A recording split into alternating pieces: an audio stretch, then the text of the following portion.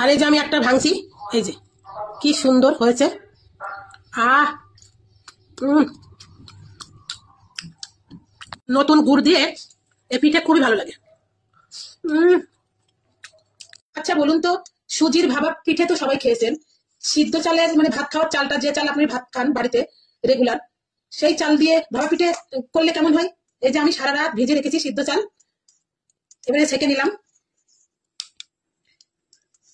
এবার আমি ছেঁকে এই যে একটা কাপড়ের পরে দিয়ে দিচ্ছি। পরে জলটা, ওর গায়ে যে জলটা থাকবে সেই জলটা ভালো করে শুকিয়ে যাবে।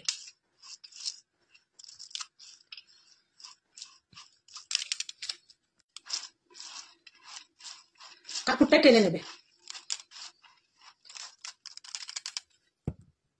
সিদ্ধ চালটা আমি শিলপাটায় বেটে নেব। এইভাবে আমি সবগুলো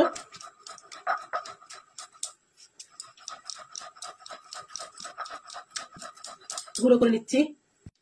এবার আমি বাটা হয়ে গেছে, আমি চেলে নেব। এইভাবে আমি সবগুলো বেটে চেলে নিলাম। পিঠে খেতে গেলে তো কষ্ট করতেই হবে। আর এই সিদ্ধ চালের ভাপা পিঠেটা খুব ভালো হয়, নতুন গুড় দিয়ে করব। পৌষ পার্বণ তো চলে গিয়েছে, আর এই ফেব্রুয়ারি মাসটা শীত পড়বে। এই শীতে আমি পিঠে বেশি একটা করতে পারিনি পৌষ পার্বণে, কারণ ঘুরছিলাম, আমি প্রয়াগরাজে গিয়েছিলাম, গঙ্গাসাগরে গিয়েছিলাম, এই জন্য কিছুই করতে পারিনি, অল্প অল্প সব করেছিলাম। দিয়ে দেবো স্বাদ মতো নুন। নুনটা মিশিয়ে নেব। আমার নুনটা মিশানো হয়ে গেল। এবার অল্প অল্প করে জল দেব।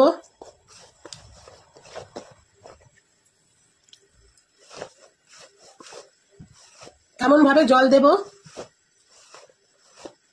গুঁড়োটা যাতে বেশি ভিজেও যেন না যায়, ঝরঝরা মতো হয়ে থাকবে, সেইভাবে আমি জল দেবো অল্প অল্প করে। আমি আর একটু দেবো।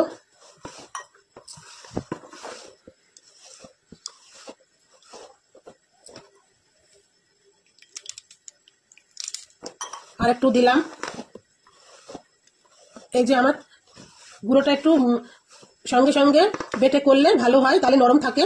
আমার গুঁড়োটা হয়ে গেছে, একটু শুকিয়ে নিয়েছিলাম, এই জন্য আমার একটু জলটা একটু বেশি করে লাগছে, যাতে একটু ভেজে ভেজে যায়। সেইভাবে আমি পরিমাণ মতো করে অল্প অল্প করে জল দিয়ে আমি এটা ভিজিয়ে নেব। দেখুন গোটা গোটা হয়ে গেছে। এই গোটা গোটা এড়ানোর জন্য আমি আবার চেলে নেব। এই যে ভিজে গিয়েছে, আমি আরো একটু দিলাম, হাত দেবো না। এবার মনে হচ্ছে হয়ে গিয়েছে। এই যে গুঁড়োটা একদম ভিজে ভিজে গিয়েছে।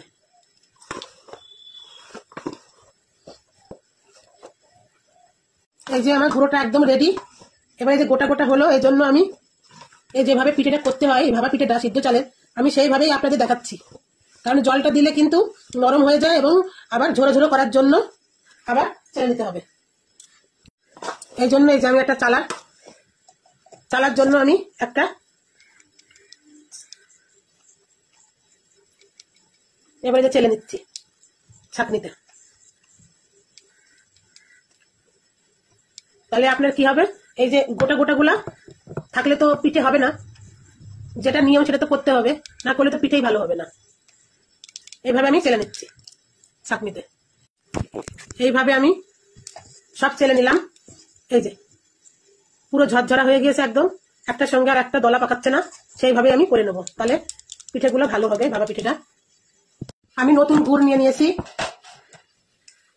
আর এই যে এই জাতীয় আমি কাপড় নিয়ে নিয়েছি। আপনারা চাইলে একটু জালি জালি টাইপের সাদা কাপড় নেবেন, তাহলে ভালো হবে। রঙিন টঙিন নিলে তো দাগমাগে লেগে যাবে, রং মং লেগে যাবে, এই জন্য সাদা কাপড়ই ঠিক আছে এই পিঠের জন্য। আমার কাছে বানানোর কিছু নেই, এই জন্য মানে ছোট বাটি নেই আমার ঘরে, এই জন্য আমি এই যে এরকম একটা নিয়ে নিলাম। এই যে দিয়ে দিচ্ছি অল্প করে, প্রথমে একটু চেপে দেবো। নতুন গুড়ের তো ভালোই লাগবে খেতে।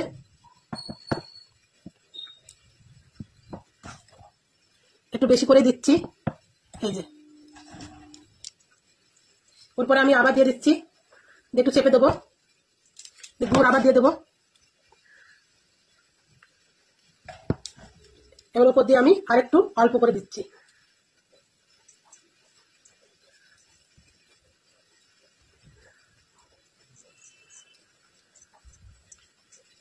এই যে এই সাদা কাপড়টা আমি এরপরে দিয়ে দিলাম ঢেকে। আমার জলটাও গরমে দিয়ে দিয়েছি, গরমে ফুটছে টকবক করে, ভাবটাও বেরিয়ে গেছে। এই যে এবার উপরে একটা ছিদ্র ছিদ্র টাইপের একটা সসপ্যান নিয়ে নিলাম। এবার আমি এই যে উপর করে দিয়ে দেব।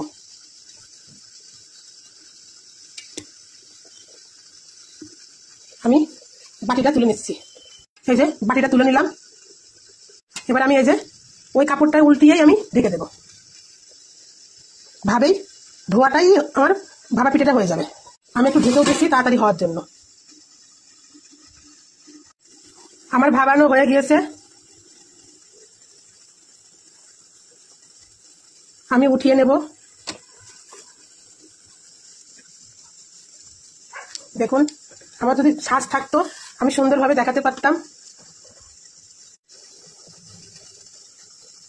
কি সুন্দর হয়েছে। আমি এবার একটা বাটির মধ্যে নিয়ে নিয়েছি, ওটা ওরকম করে আমি দিয়ে দেব। বাটিটা তুলে নেব, এবার আমি ঢেকে দেব। এইভাবে আমি এই যে আর একটা করে নিলাম। এই যে সবকিছু রেডি হয়ে থাকলে এসব পিঠে ভালো হয়।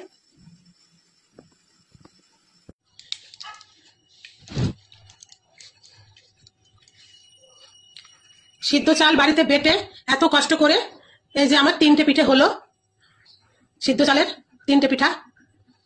এই পিঠে বানানোর জন্য কিছু কিছু জিনিস লাগে। ভালো বাটি হতে হবে, সুন্দর পাতলা টাইপের, তাহলে ভালো হয়। আমার একদম রেডি সিদ্ধ চালের ভাপা পিঠা। আপনারা বাড়িতে এভাবে ট্রাই করবেন, একদম আমার প্রসেসে ট্রাই করবেন, প্রত্যেকটা পিঠে হয়ে যাবে। আর বিশেষ করে আমি তো ঝাঁঝরি সাইজে দিয়েছি, আপনারা চাইলে মেটে মেটে হাঁড়িতে করবেন, এটা সরা দিবেন, মাঝখানটা ছিদ্র হবে, তাহলে টপা টপ অনেক পিঠে হয়ে যাবে। এ পিঠের নিয়ম আছে, আর চারিপাশে মুখটা আটকে দিতে হবে, তাহলে এই ভাপা পিঠে খুব ভালো হয়। ঘরোয়া ভাবে আমি একটু করে নিলাম, বছরের তা খেতে হয় কষ্ট করে। চাল সিদ্ধ চালটাও বাটলাম শিলপাটায় বেটে নিয়ে, পাটায় বেটে ভালো করে এই 3টেই করলাম। হ্যালো গাইস, আমার এই ভাপা পিঠেটা কেমন, আমার এটা একদম সেম সেম ফলো করবেন, তাহলে পিঠে সুন্দর হবে। বাড়িতে এইভাবেই ট্রাই করবেন। আর আমার চ্যানেলটিকে সাবস্ক্রাইব করতে ভুলবেন না। আমার চ্যানেলের নাম হাই চন্দনা ইউটিউব চ্যানেল, অবশ্যই একটা লাইক করে দিয়েন। সবাই ভালো থাকবেন। আমি আবারও বলছি, আমার চ্যানেলের নাম হাই চন্দনা ইউটিউব চ্যানেল।